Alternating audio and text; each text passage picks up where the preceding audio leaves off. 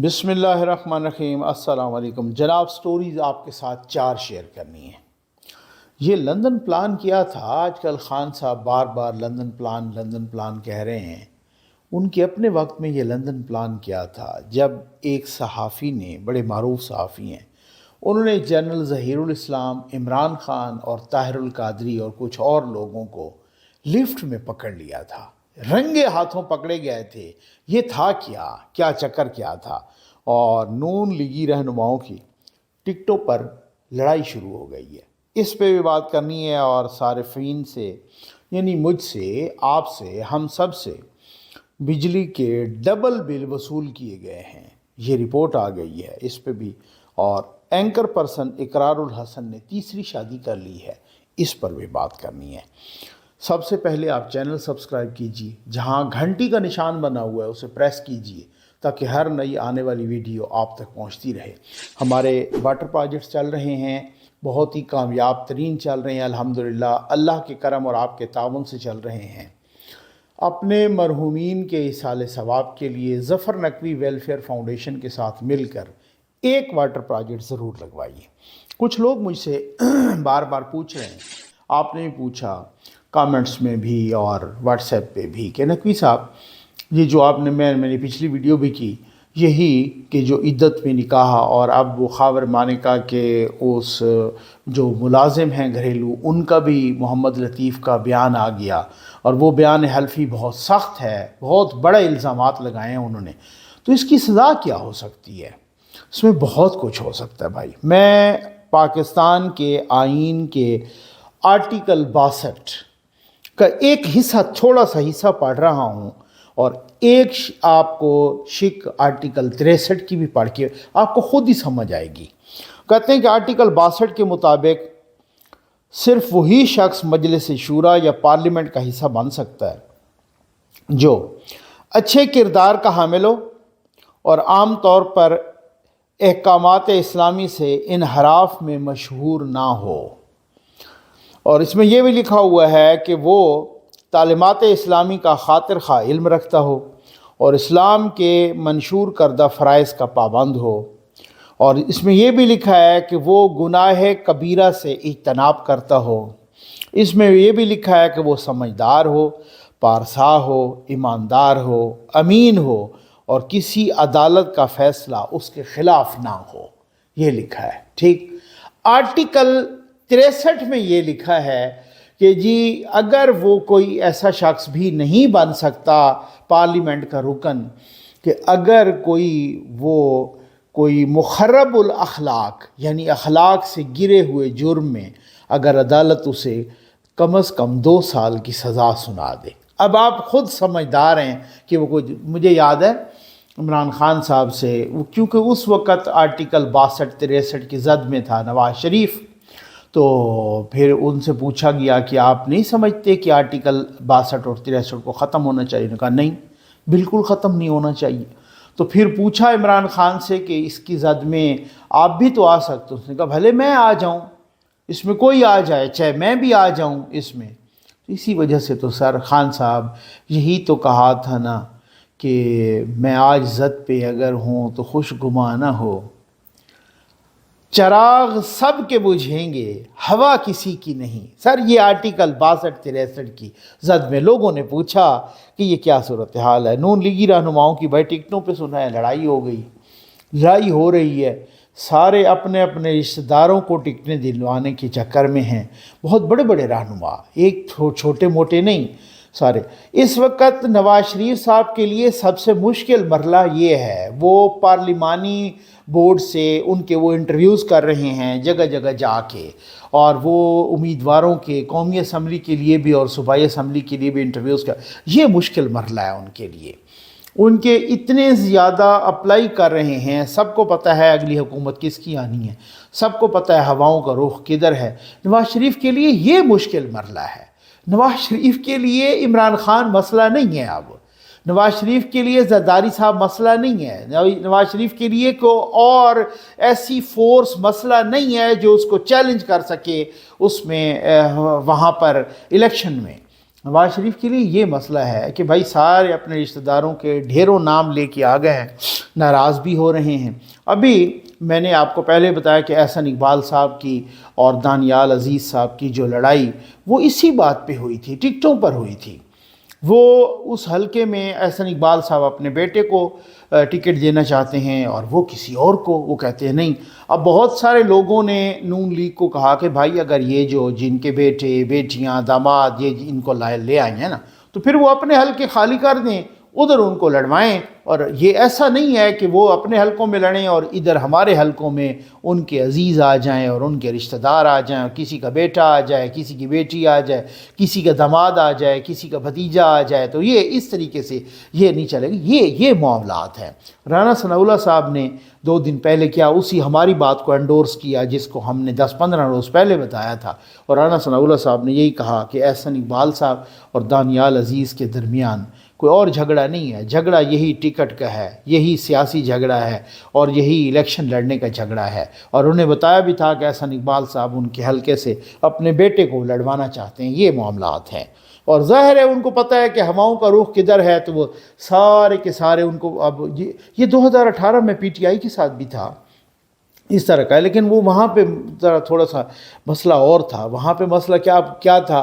وہاں پہ مسئلہ یہ تھا کہ ایک ٹکٹ جنرل فیض صاحب دے رہے تھے، اور مجھے ایک بڑے پکے بندے نے بتایا، ٹھیک ہے نا، انہوں نے کہا کہ جنرل فیض صاحب ایک بندے سے 10 سے 15 کروڑ روپے لے رہے تھے، اور صوبائی اسمبلی کے 5 سے 7 کروڑ روپیہ لے رہے تھے، اور وہ ان کے ساتھ وہاں پر ان کے ساتھ پکا وعدہ کر رہے تھے کہ جی آپ کو میں منسٹر بھی بنواؤں گا، آپ کو میں یہ بھی لے کے دوں گا، آپ کو جتواؤں گا بھی صحیح۔ تو وہاں پہ معاملات اس طرح سے تھے۔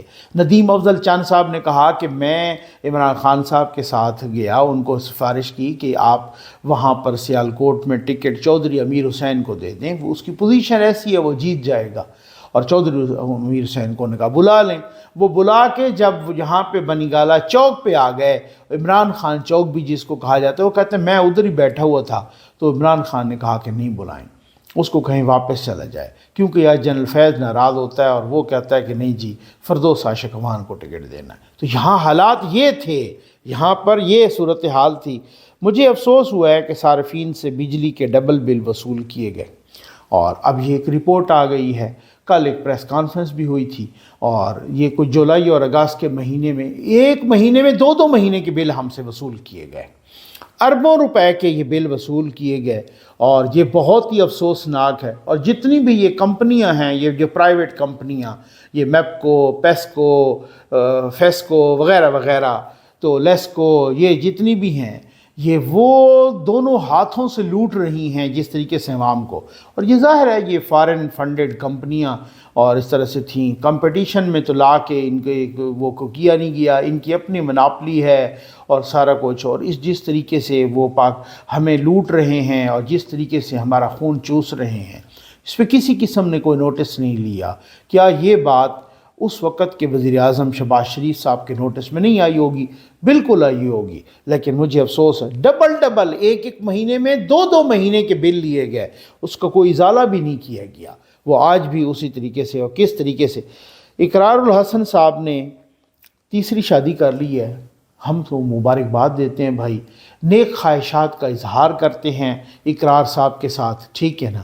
اور وہ انہوں نے تیسری شادی کی ہے، آپ نے دیکھ لیا کہ عروسہ خان صاحبہ سے، اور وہ بھی اینکر پرسن ہیں، روڈ شو بھی کرتی رہی ہیں اور اب بھی شاید کرتی ہیں، اور جس طریقے سے تو یہ ان کی پہلی شادی قرۃ العین اقرار، اور پھر وہ 2006 میں ہوئی، پھر اس کے بعد 2012 میں ہوئی تھی دوسری فرح یوسف، اور بعد میں وہ فرح اقرار بن گئی۔ اس کو بھی اناؤنس انہوں نے 5 سال کے بعد کیا، 5 سال کے بعد اناؤنس، 5 سال کے بعد۔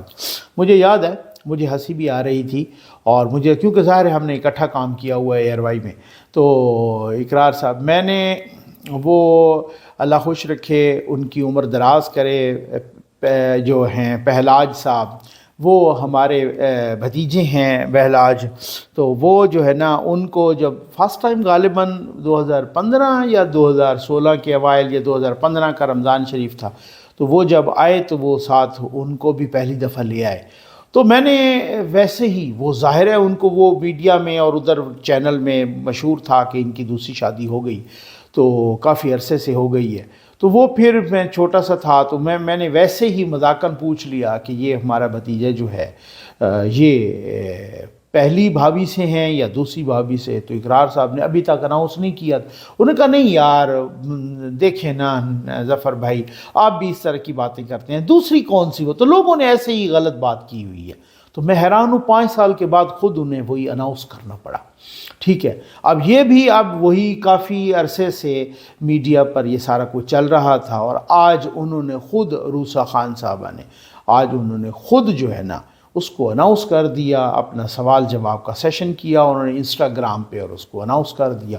تو خیر ہم مبارکباد دیتے ہیں بھائی. آ جائیں بھائی مین سٹوری پر کہ یہ لندن پلان کیا تھا. آج کل خان صاحب لندن پلان کی پھر سے وہ کل بھی پرسوں بھی گئے جب صحافی تو کہہ رہے ہیں کہ یہ لندن پلان تھا، نواز شریف کو لندن پلان کے تحت لایا گیا، اور نواز شریف کو جناب یہ لایا گیا اور ہمیں بکریوں کی طرح بند کیا گیا، اور یہ ہمیں ہروانا بھی یہ لندن پلان کا حصہ تھا، اور یہ سارا کچھ چیزیں ٹھیک. اور جنو مائی تو ہم نے تو کروایا نہیں ہے، یہ تو نواز شریف نے کروایا ہے. ٹھیک، میں اب آپ کو یہ صحافی ہیں، ہمارے دوست ہیں بہت اچھے صاحب اظہر جاوید صاحب، یہ بتا رہے ہیں. لیکن اظہر جاوید صاحب یہ وہ صحافی نہیں ہیں جنہوں نے جنرل ظہیر الاسلام کو لفٹ میں پکڑ لیا تھا. اور کون کون تھا؟ عمران خان بھی تھے، ٹھیک ہے نا، ساتھ طاہر القادری بھی ساتھ تھے، مبشر لقمان بھی ساتھ تھے، اور بھی کچھ غیر سیاسی لوگ بھی تھے، اور چودھری برادران بھی تھے، چودھری پرویز الہی اور چودھری شجاعت صاحب یہ بھی تھے.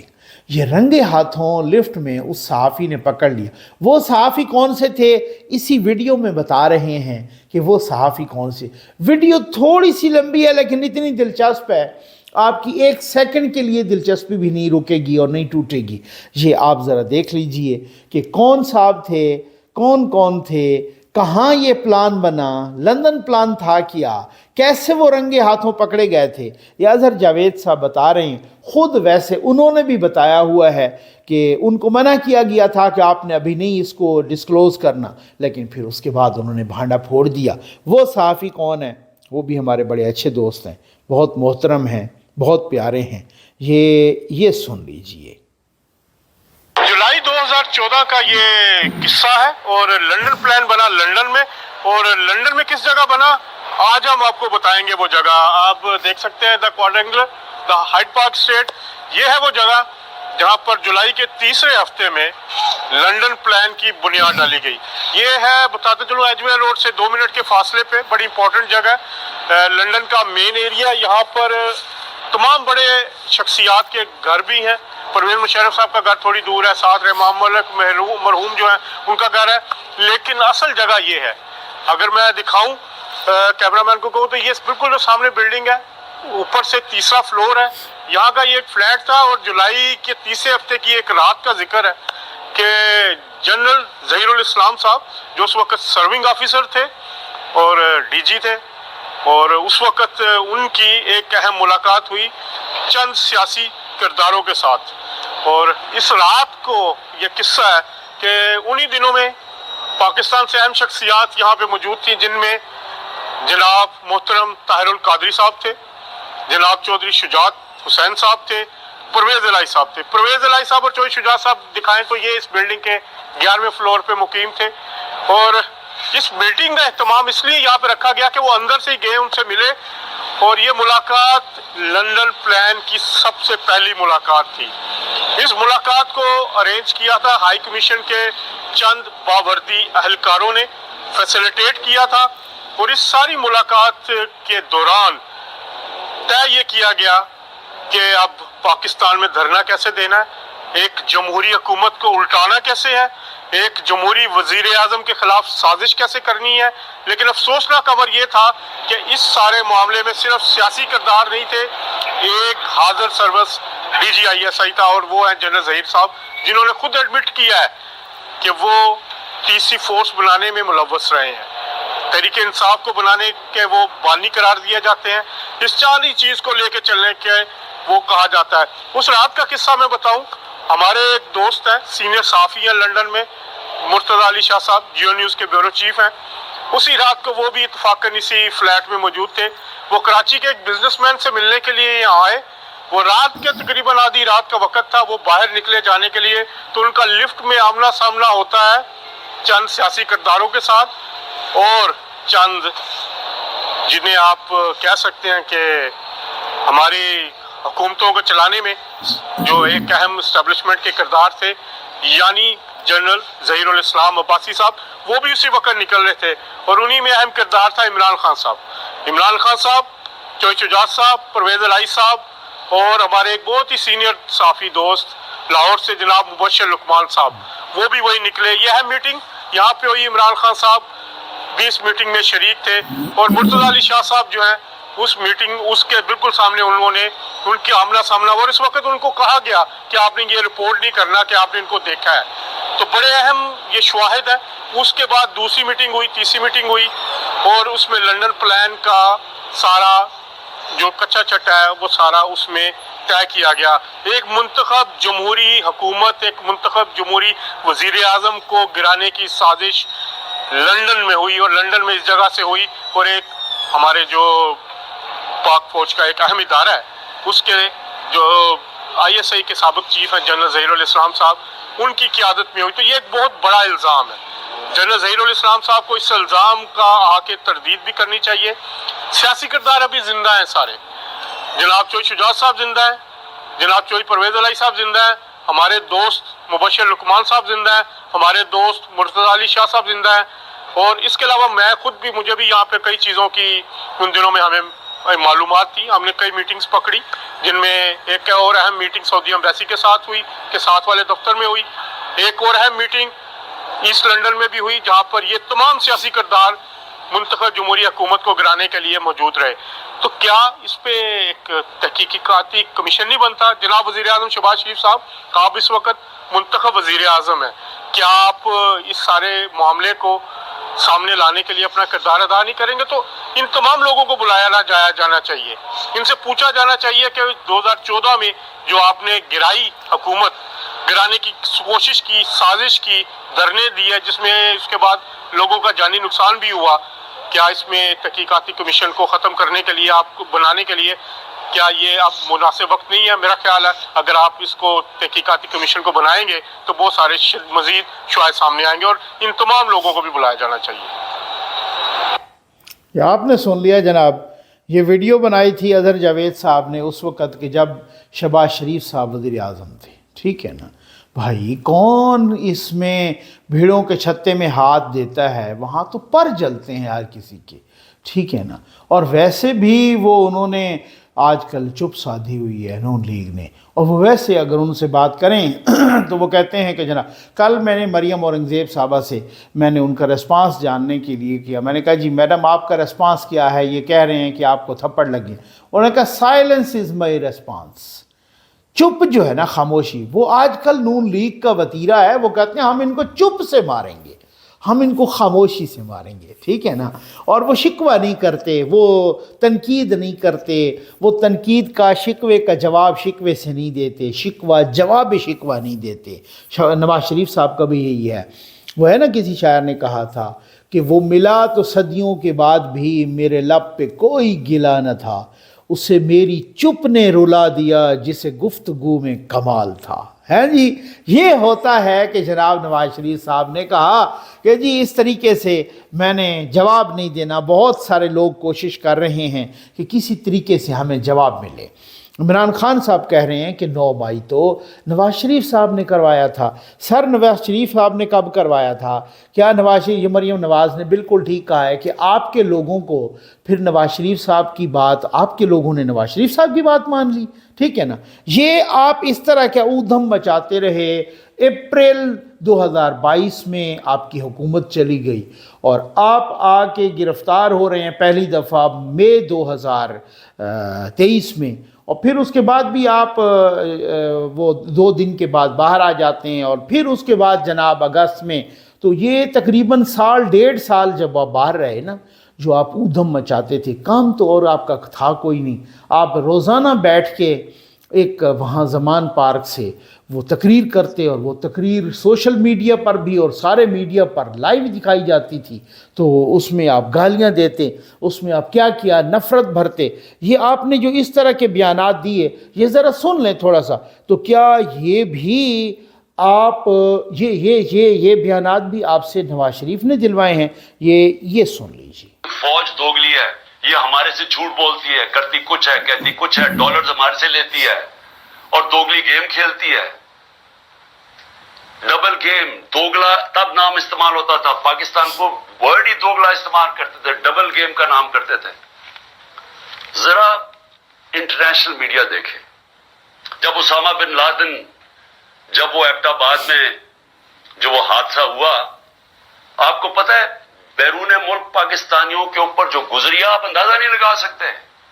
انہوں نے کہا ہمارے سے پیسے لے رہے ہیں اور اسی کو اپنے اکیڈمی کے پاس ایبٹ آباد میں پالا ہوا ہے، وہ آ کے مار کے چلے گئے ہمارے ملک میں، دنیا میں ذلیل ہوئے ہم۔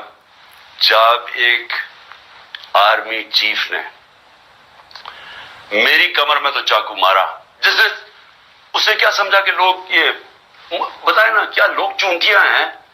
دیکھیں ISPR صاحب میری ذرا غور سے بات سنیں، آپ جب پیدا بھی نہیں نہ ہوئے تھے تب میں اپنے ملک کو دنیا میں ریپرزینٹ کرتا تھا۔ اٹھا کے دیکھ لیں، آپ بھول گئے ہوں گے، آپ پیدا نہیں ہوئے ہوں گے، ذرا پتہ چلوا لیں۔ یہ اس طرح کی روزانہ کی اوٹ پٹانگ، روزانہ کی تقریر خان صاحب کیا کرتے تھے، اور زمان پارک سے، اور وہ آپ کو پتہ ہے جس طریقے سے وہ جاتی تک اس سے بہت سخت باتیں کی ہیں اس طرح کی۔ پھر اس کے بعد یہ کہ اگر خان صاحب کو کسی نے ہاتھ بھی لگایا تو یہاں ایسی کی تیسی پھیر دی جائے گی، یہاں پر یہ جو پورے سال میں ادھم مچایا گیا، یہ اس کی آپ کو سمجھاتے تھے لوگ، سر آپ کو لوگ سمجھاتے تھے، آپ کو اور کس نے نہیں سمجھایا، آپ کو تو اپنے پریزیڈنٹ نے بھی سمجھایا، آپ کے اپنا جو پریزیڈنٹ پارٹی کا اور وہ صدر مملکت جو ملک کے پریزیڈنٹ، وہ بار بار ادھر بنی گالہ میں بھی آتے تھے، اور جب آپ پھر زمان پارک گئے تو پھر آپ وہ زمان پارک بھی متعدد بار، درجنوں بار گئے، اور وہ سمجھانے کے لیے کہ ہاتھ ہولا رکھو، معاملات خراب ہو جائیں گے، لیکن آپ نے کسی کی نہیں سنی۔